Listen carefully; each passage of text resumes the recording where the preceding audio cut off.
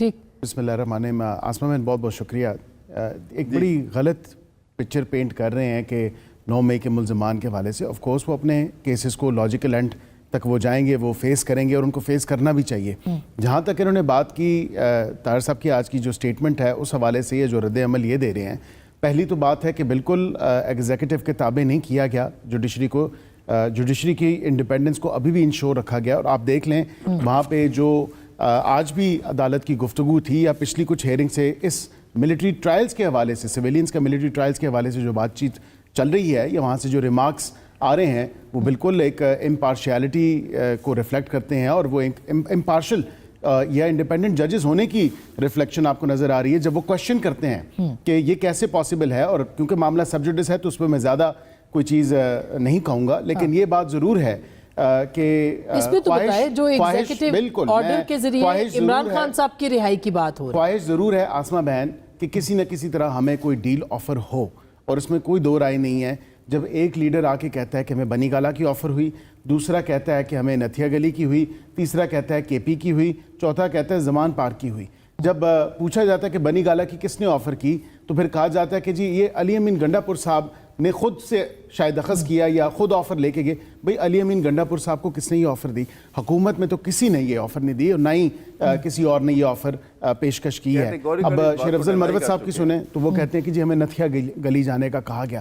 کس نے آپ کو آفرز دے دی؟ یہ آپ کی خواہشات تو ہو سکتی ہیں پر حقیقت سے ان کا کوئی کوسوں دور اس سے کوئی تعلق نہیں. اچھا, مگر یہ جو ایگزیکٹو آرڈر کی بات کر رہے ہیں اعظم نذیر تارڑ صاحب, یہ کہاں بات ہوئی ہے؟ کیونکہ دیکھیں نا وہ منٹس میں, وہ اسد کیسر صاحب کہتے ہیں کہ گفتگو ہوتی ہے منٹس کے اندر سب کچھ آتا ہے, تو منٹس میں تو ایسی کوئی چیز ہمارے سامنے نہیں ہے. آف دا ریکارڈ بالکل میرا ایک بڑا سادہ سا سوال ہے, ابھی تک اسیران کی لسٹ کیوں نہیں آئی؟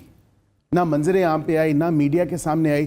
وائٹ پیپر چھاپنا ہو تو جھٹ سے یہ پارٹی وائٹ پیپر 16 تاریخ کو ہے نا اجلاس, اس میں آ جائے گی سامنے. اب اگر سامنے آ جاتی ہے, کیونکہ وہاں سے جو ایلیگیشنز لگ رہی ہیں وہ کہتے ہیں 5000 لوگ ہمارے اسیران ہیں, پھر کہتا ہے کہ کوئی کہتا ہے لیڈر کے جی 4500 ہیں, پھر کوئی کہتا ہے کہ جی نہیں 3000 ہمارے اسیران ہیں.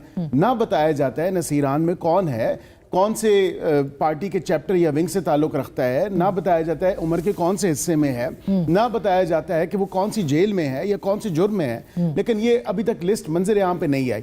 22 دن گزارنے کے بعد, ویسٹ کرنے کے بعد, گزارنا بھی بلکہ اس کو میں نہیں کہوں گا, 22 دن انہوں نے ضائع کر دی اور ان رائٹنگ ڈیمانڈز نہیں لے کے جو پہلے روز سے ہم نے جو ہے. تو آپ اب تارڑ صاحب یہ کہہ رہے ہیں کہ ایگزیکٹو آرڈر کے ذریعے عمران خان صاحب کی رہائی کا مطالبہ کیا جا رہا ہے, یہ وربل انہوں نے کہا ہے پی ٹی آئی نے یا کوئی ریٹن میں؟ گفتگو ہوئی ہوگی. میں اس بات کو, کیونکہ یہ پیشکش اس طرح نہیں ہو سکتی کہ, کیونکہ ہم تو بار بار کہہ رہے ہیں نا کہ یہ این آر او مانگ رہے ہیں. اگر این آر او نہ مانگ رہے ہوتے تو واقعتاً یہ 4 مقامات کی مختلف لیڈران کے تھرو جو ہے یہ بات منظر عام پہ نہ آتی. این آر او کو تو آپ کو پتہ ہے نا ایک خاص قانون آیا تھا, اس قانون کے ذریعے لوگوں کو رہا کیا گیا تھا. عام زبان میں تو این آر او ہی کہتے ہیں اس کو, ریکنسیلیشن آرڈیننس تھا. لیکن یہ بات ہے کہ آج تو بانی پی ٹی آئی نے خود بھی یہ بات مانی. انہوں نے کہا بالکل 9 بجے جو ہے مجھے بلایا گیا تھا اور میں نے کہا جی کہ میں ناشتہ کر رہا ہوں. میڈیا اور فیملی آئے گی تو میں وہاں پہ کہ پھر میڈیا کو کس نے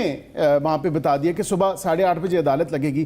عام جو ٹائم ہے عدالت کا وہ 8:30 بجے ہے. اب یہ لوگ, میں نے کیونکہ خود میں اپنے آپ کو بڑا لکی سمجھتا ہوں اس حوالے سے کہ میں نے تو خود آبزرو کی ایک ہیئرنگ وہاں پہ, کہ کیونکہ جب الیج کیا گیا اور جج صاحب نے بالکل ٹھیک کیا, فیصلہ نہیں سنایا, کیونکہ اسی کیس میں ایک نہیں 2 دفعہ یہ جج صاحب پہ عدم اعتماد کر چکے ہیں, انہی جج صاحب پہ.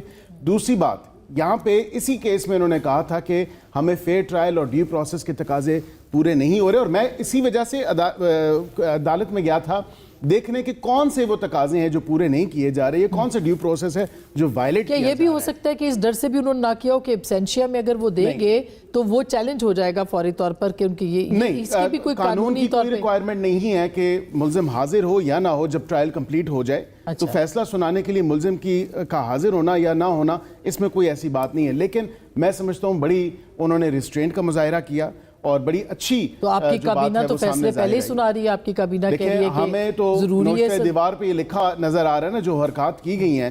اب کبھی آپ نے سنا, میرے بھائی ہیں فیصل واڈر صاحب, وہ بھی آپ کو بتائیں گے, اس ٹائم تو کابینہ کا ممبر تھے, کسی پرائیویٹ ممبر کا یا پرائیویٹ سٹیزن کا معاملہ کابینہ میں کبھی گیا, اور اگر کابینہ میں نہیں प्राइवेट किसी इंडिविजुअल का जा सकता मामला, तो काबीना से छुपाया क्यों?